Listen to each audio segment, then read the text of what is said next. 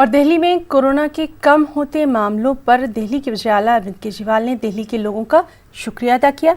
उन्होंने कहा कि जून में कोरोना के मामलों में दिल्ली दूसरे नंबर पर आ गया था और अभी दिल्ली 10वें मुकाम पर है।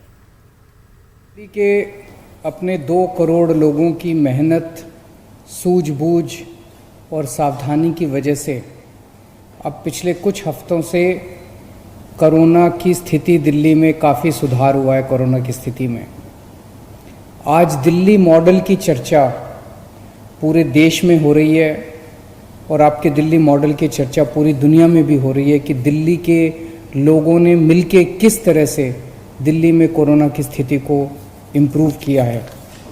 एक तरफ जहां देश भर में, दुनिया भर में कोरोना के केसेस लगातार बढ़ते जा रहे हैं, वहीं पे दिल्ली में कोरोना के केसेस में लगातार गिरावट आ रही है।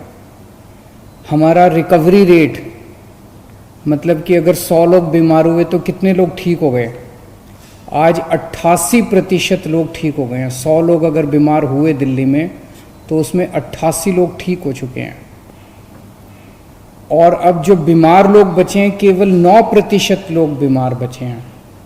अस्पतालों में 15,500 बेड्स का इंतजाम है, जिसमें से केवल 2800 मरीज अब बचे हैं कोरोना के अस्पतालों के अंदर।